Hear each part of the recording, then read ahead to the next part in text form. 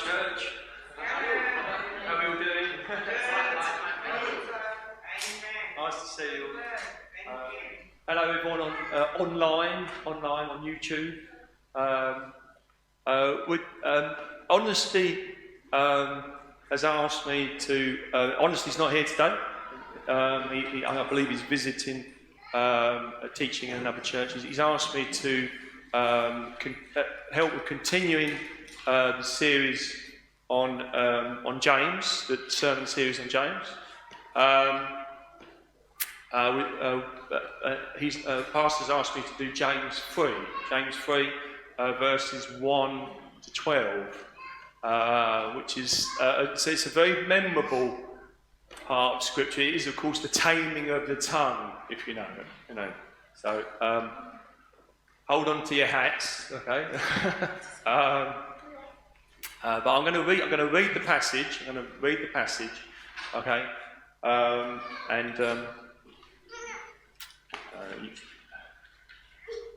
I always think it's one of the most. It is one of the most memorable parts of James. Honesty taught one of the most memorable parts of James last week on the Apostle Paul. Is James responding to the Apostle Paul on the Apostle Paul's famous slogan, "Justified by faith, not works"? This I always think is the other real sort of standout passage. And some of you, I'm sure have heard sermons on this before. Some of you may not have. But here it is the taming of the tongue. Okay, so this is James 3, verses 1 to 12. Not many of you should become teachers, my fellow believers, because you know that we who teach will be judged more strictly. We all stumble in many ways. Anyone who is never at fault in what they say is perfect, able to keep their whole body in check. When we put bits into the mouths of horses to make them obey us, we can turn the whole animal. Or take ships as an example. Although they are so large and are driven by strong winds, they are steered by a very small rudder wherever the pilot wants to go. Likewise, the tongue is a small part of the body, but it makes great boasts. Consider what a great forest is set on fire by a small spark. The tongue is also is a fire, a world of evil among the parts of the body. It corrupts the whole body, sets the whole course of one's life on fire, and is itself set on fire by hell. All kinds of animals, birds, reptiles, and sea creatures are being tamed and have been tamed by mankind. But no human being can tame the tongue. It is a restless evil, full of deadly poison. With the tongue we praise our Lord and Father, and with it we curse human beings who have been made in God's likeness.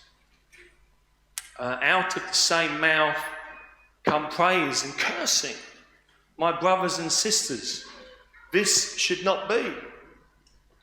Can both fresh water and salt water flow from the same spring? My brothers and sisters, can a fig tree bear olives, or a grapevine bear figs? Neither can a salt spring produce fresh water. So it's strong stuff, isn't it? And there's a lot of vivid imagery in there that really kind of stays with you, doesn't it? So it's a challenging one.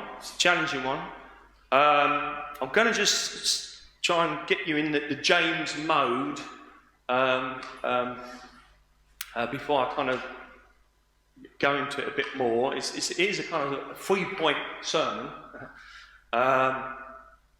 maybe a 4-point. Yeah, James. James is of course the half brother of Jesus. Quite something, isn't it? It's worth remembering. It often takes some Christians by surprise is that Mary was not always a virgin. She went on to have quite a large family.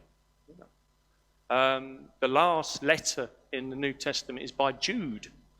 And Jude is also a half-brother of Jesus, no less. So James was quite an influential figure in the early church. He was, in all probability, the head of the Jerusalem church. I think Acts 15 kind of strongly suggests that. There's an early church historian called Eusebius who wrote around the beginning of the 4th century, and he does a big section on James, and talks about James as being James the righteous, James the just. You really get a sense of James as being very, very devout, and always praying. He had knees. Apparently, he had knees like camels, knobbly knees, because he was always on his knees praying for others, like a sort of real sort of intercession, prayer warrior,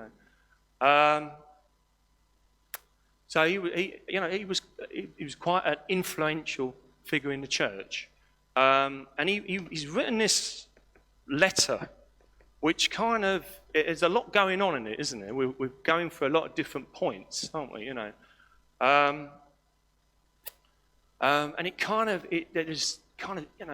Esme, when she preached on the book, spoke about this kind of real sense of the pearls of wisdom, and all kind of strung together, and it sort of belongs to the, in a way, to the literature of wisdom, the wisdom literature, where you're going through proverbial wisdom sayings,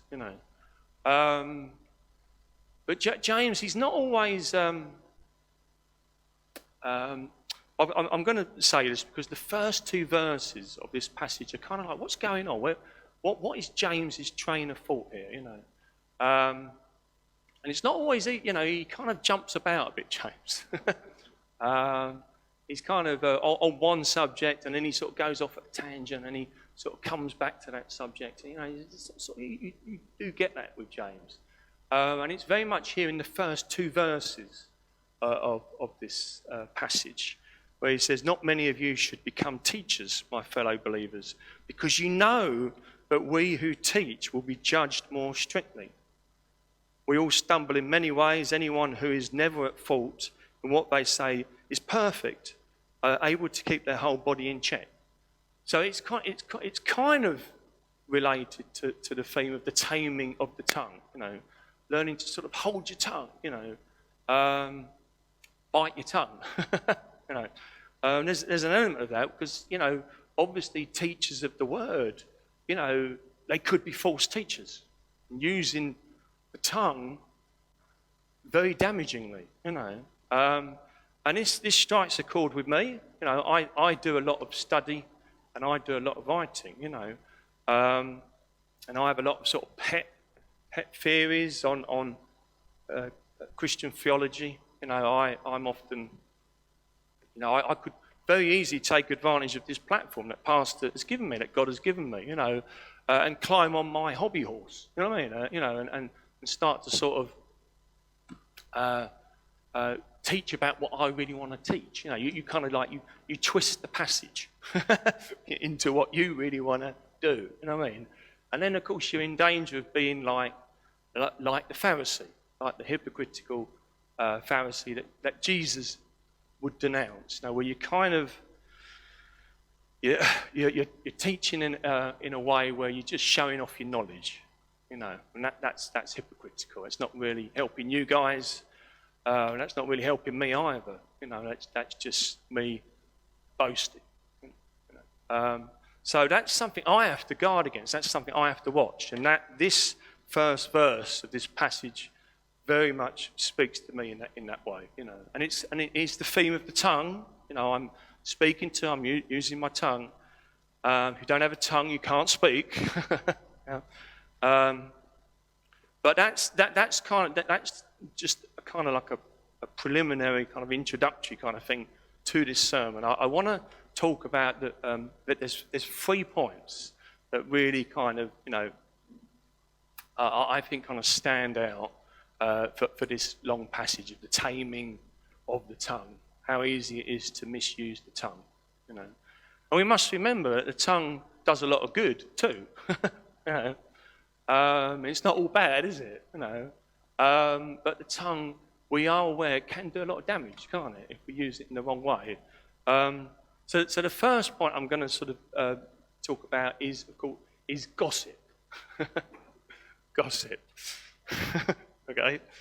Now we all do this. So I'm going to talk in a sort of generalised, if we talk in a generalised way, in a stereotypical way. I know you women out there are going to feel the heat a little bit more than us men.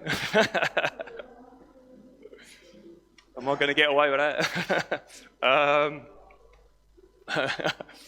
Told you, hold on to your seats. Men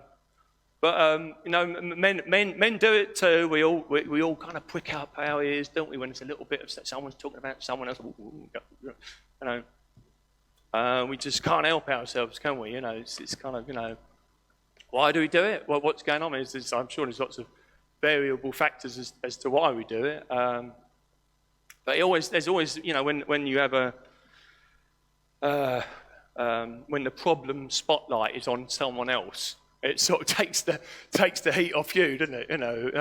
Their life is, my life's better than their life at the moment. Ooh, so a bit of that going on,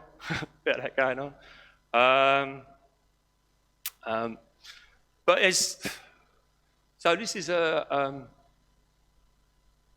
this is a big part of being human. We do give into this, but of course, are there ways of talking about other people when they're not there, in a constructive way? Of course there are. Of course there are.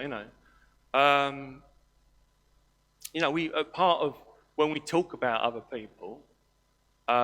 When they're not there, is we're trying to sort of figure them out, aren't we? We're kind of trying to sort of understand them and come to a better understanding of who they are. It's part of being human.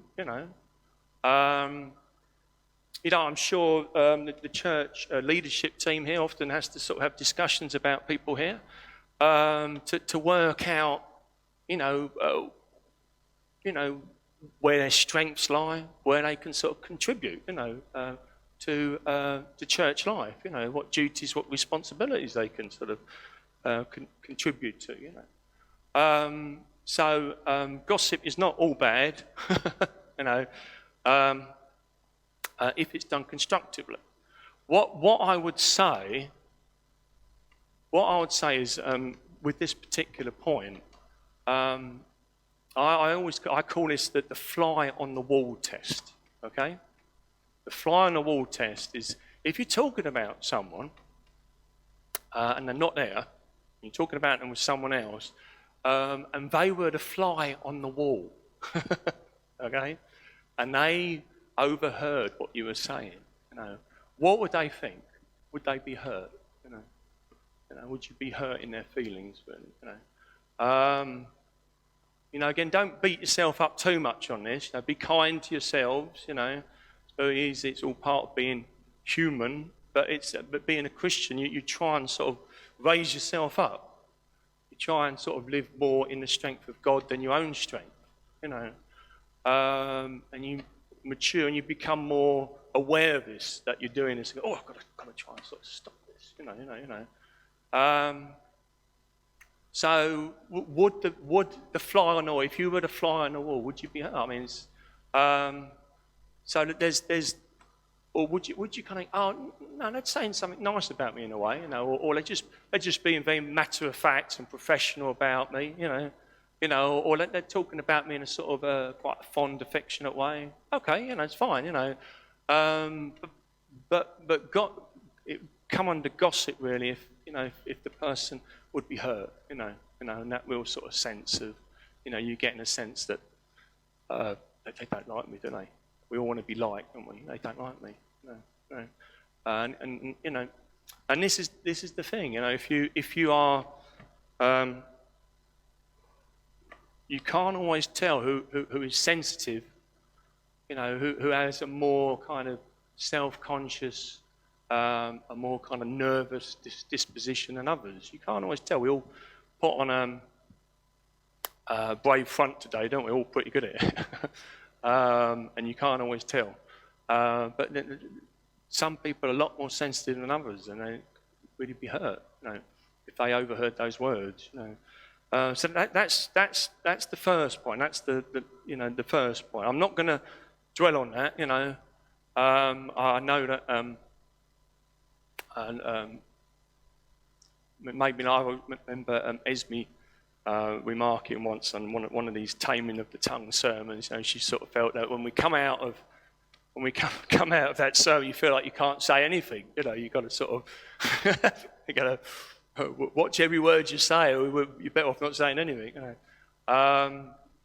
So I'm not. That's all I'm going to do on gossip. Okay. Okay. The second point. The second point is to do with, it's a form of grace. This is a form of grace, and it comes under, this kind of comes under the headline, I suppose, of bullying. Bullying. How easy it is to sort of bully someone, and the grace is where you don't. You kind of have a sense that you could quite easily bully this person. You feel very much the dominant one, and they are the subordinate one. You could really make their life difficult, but you don't. You don't. That's the form of grace. I'm going to use an example. This has stayed with me for many years, this example. It's really sort of lodged in my mind, and it's to do with Madonna. Not Mother Mary, the other Madonna. The pop icon, the queen of pop over the 80s and 90s, and I think she had a few hits in the noughties as well. She did songs like "Material Girl," "Get Into the Groove," "Like a Virgin." I'll give you a heads up if you're having trouble recalling the kind of music she did. And she's very, very force of nature, Madonna, And today, I think she's still quite the survivor, And I always remember her saying something in an interview, and it stuck with me. How she was writing. I think she'd recently become a mother, or at least in those few years. I'm sure all her kids are grown up now, and adults now. But it was her young daughter, and she wrote a picture book, a children's story picture book for her, and I think she went on to get it published. I'm sure she did. I think that's probably what she was promoting. But she said something, and they asked her what it's about, And she said, well, it's about, how easy it is to use a sharp kind of cutting tongue, and how there are those out there who are actually very, sensitive, and of course she talked about her daughter, wasn't she, and feeling the need to sort of, you sometimes just have to hold your tongue, You have to kind of, bite your tongue, and it stuck with me, I guess, because this was Madonna. She is this force of nature, She I'm sure she lives in the moment, she lives by her wits, and if anyone sort of, she can challenge. She knows how to challenge, bright lady. So when you're like that, it's very easy to just do that because you know you can get away with it. Yeah, you can get away with it. But with her daughter, she didn't do that because she was absolutely sensed. She tuned into the fact that her daughter, perhaps she, someone who's sort of going to struggle more with life, more sensitive, a shyer nature. Can't be easy, having a super famous mum like Madonna for your mum, and there's always that to consider, But this is the thing. This is the grace. This is the grace that Madonna, a dominant type, who's usually probably the most dominant person in the room, and she's got her daughter there, and she could quite easily challenge her daughter, and so, don't be a crybaby, don't be a big booby, but doesn't. She senses it, she understands it, and she's there for her, to encourage her, to comfort her, to just be there for her. That's what came across in there. I've no idea how Madonna is as a mother. I don't really sort of read her history or whatever, but that's just what stayed with me. And that's an example of grace. That is an example of grace. So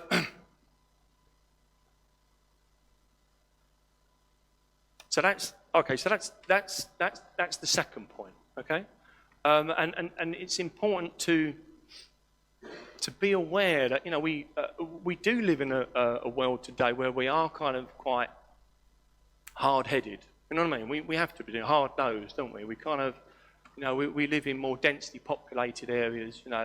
Cities are becoming mega cities. Towns are becoming cities. Villages are becoming towns. We've all got to sort of get on, haven't we? And we've all got to sort of. You can't say hello to everyone, can you? You wear yourself out. You can't be friendly to everyone, can you? You just wear yourself out. It's a practical side to this, So you can't always tell who is, the more, who is the more sensitive. Because we're all very good today at putting on a brave front, and everything's all right. Everything's just fine, that sort of pride kicking in. We don't want to appear vulnerable, we don't want to give the impression that our life is sort of, everything's great, So you don't know. You don't know who is going to be really affected. They could be profoundly affected by the words that you use. You just don't know. So I mean that's an important point. You don't realise how words can sometimes really damage people if you're on the sensitive side, and it can be a real trauma. It can stay with you, and it can, and your confidence can just boom, So that's one of the most important teachings of this message. Okay. The third point is to do still with grace. Still to do with grace. It's a different form of grace, this, okay? And it's more to do with when you use language in a way to, you feel someone's behaved inappropriately towards you in some sort of formal fashion, It's always can be a bit of a 50-50, 6 of one and half a dozen of the other. It can be a bit of a grey, ambiguous area. You're not quite sure, but you're convinced that person's behaved inappropriately to you. Okay? What do? Do you challenge them? Or do you let it go? Do you let it go? Tough one. I mean, we live in an age today where we're all keen to protest for our human rights, our civil liberties, Well, we are all very quick to get offended today, and we're ready to sort of stand our ground. It's like we've got our boxing gloves ready, you know what I mean? And you say the wrong thing, you're going to get it. And that's not an age of grace. That's really not an age of grace. Grace is where you kind of let it go. You just give them the benefit of the doubt, you make allowances for them. You have big shoulders, and it's just, well, are they doing anything that I've not really done, really, So this is the kind of the third point. This is the grace to someone who is kind of undeserving of the grace, okay, as opposed to the grace of Madonna. That's for someone who's really struggling in life. It's a different kind of grace, and it's very much the greatest example of all is, of course, Jesus on the cross. Okay, one of his words is, "Forgive them, Lord, for they know not what they do." That is one of the most remarkable moments of grace ever. This is the Son of God in human form. He's been mocked, he's been flogged, he's been crucified. He's even been separated from the Father. Father, why have you forsaken me? And he still forgives us. He still says, "Forgive them, Lord, for they know not what they do." I mean, this is remarkable grace, extraordinary grace, And there's an element of grace too, common grace, in the fact that God allows us just to live, because we are sinners, and we are in conflict with a holy God who cannot sin, and yet He allows us to continue to exist. We have done Him wrong. We have forsaken Him. We've gone our own way. And yet He continues to allow us to exist through the saving grace of what His Son Jesus does on the cross. Okay, so this is grace at its most extraordinary. Okay, but anyone, whether you're a believer or an unbeliever, you can perform small acts of grace always in your life towards people. Someone does you wrong, give them the benefit of the doubt. You like it, don't you, when someone, when you know that you've sort of spoken out of turn, and the other person kind of goes, don't you? We'll do the same thing. So I'm going to finish on a particular example of this, because it's very practical, and it's a very sort of down to earth, sort of matter-of-fact example. I like to sort of teach Christianity in this way. I like James. James is very sort of no-nonsense and matter-of-fact, and practical, and I like that kind of teaching of Christianity, And I'm going to use this example. This is just a regular daily example. It's not quite related to speech. It's related to driving. Okay, I am a driver. I'm a professional driver. I'm a grocery delivery driver. And driving is always very revealing about human nature. Probably human nature at its worst, because we get away with blue murder, can't we, when we're driving? There's no social consequences there. You ain't going to see them again. All the road rage expletives that can go on.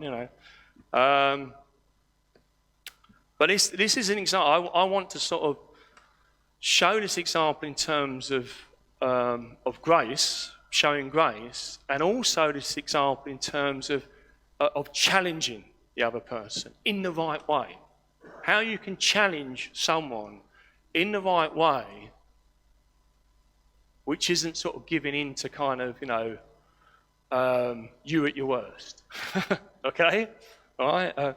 So this is the example. And this really happened. And in my situation, I challenged the other driver. I did not show grace. I challenged them. But did I do it in a way that was appropriate?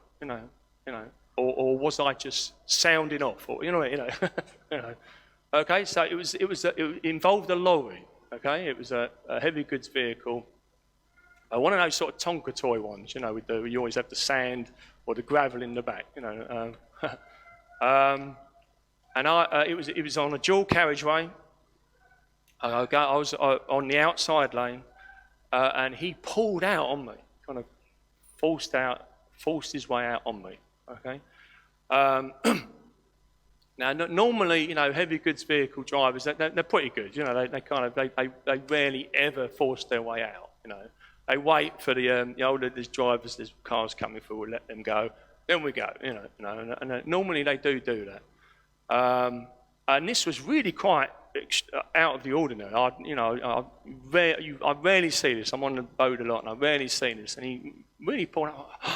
This guy could really, if he's really driving like this, this is reckless driving. He could really do a lot of harm. Could really do a lot of damage. He could take someone's life. There's real consequences here.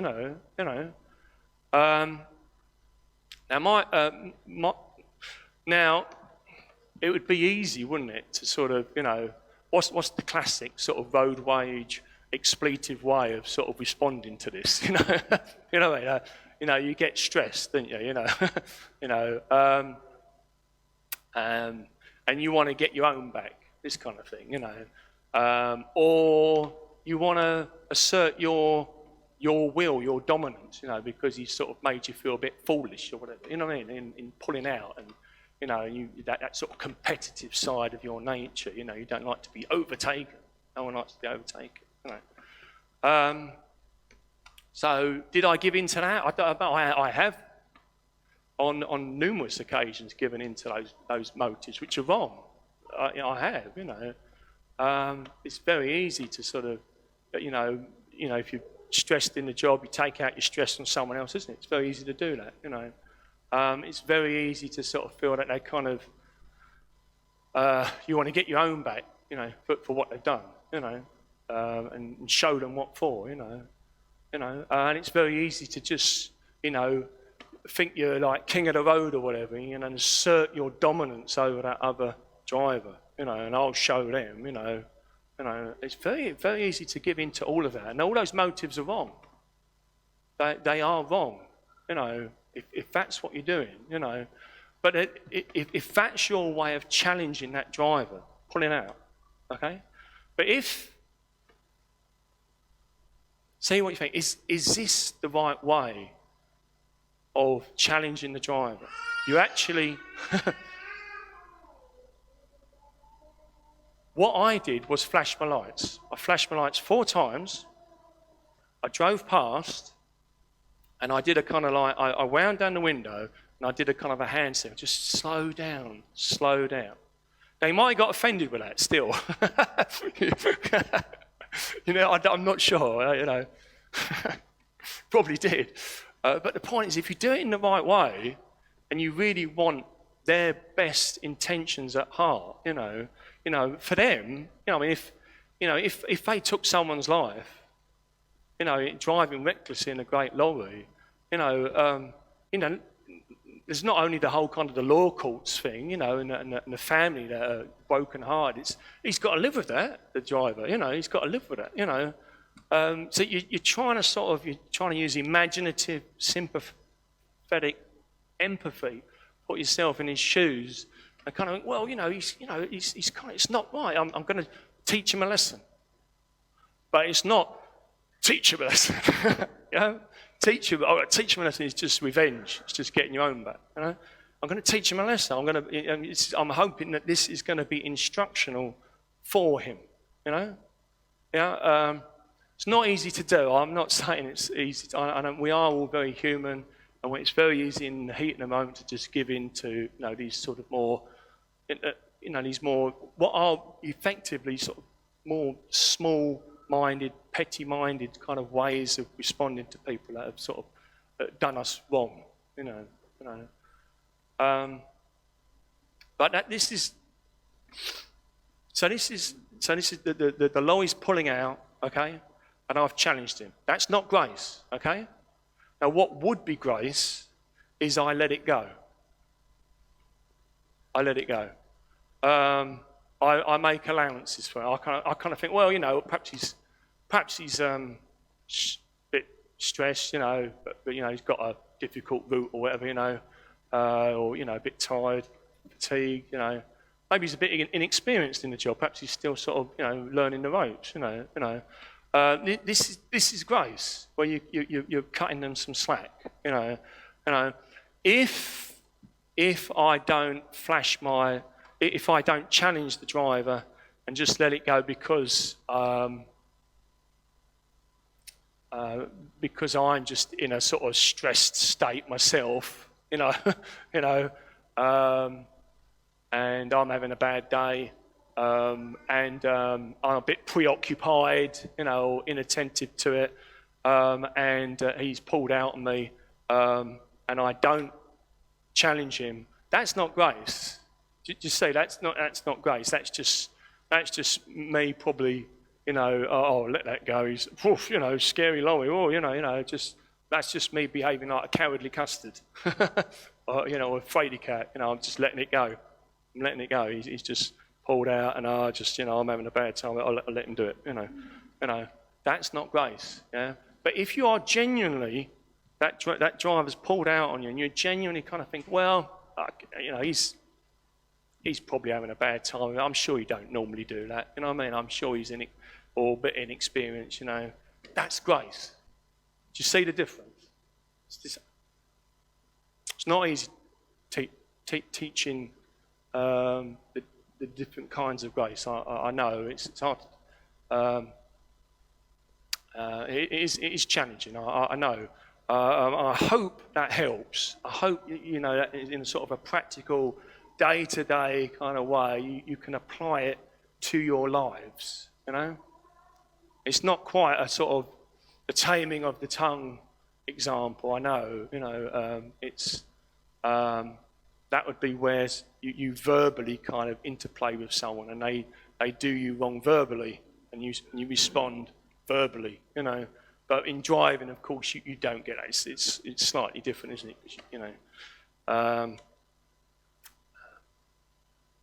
So I hope that helps. I'm gonna round it up with a prayer, which I hope you kind of, which you sort of go, look into these kind of sermon points, and I hope it has spoken to you. So Heavenly Father, we do love you dearly. You are our great Creator God, and our Saviour. Your Son died for us, Lord. He ransomed us. He redeemed us. And he said on the cross, forgive them, Lord, for they know not what they do. And that is one of the most extraordinary examples of grace, of saving grace, Lord. And help us to be able to show that kind of grace to others, Lord. In your Lord's Prayer, you said, forgive us our trespasses as we forgive those who trespass against us. And that is very much forgiving those that have done us wrong, that have aggrieved us in some way. And it's very easy, Lord, to get outraged, isn't it, and offended, get ready to protest our rights. But help us, Lord, to be able to,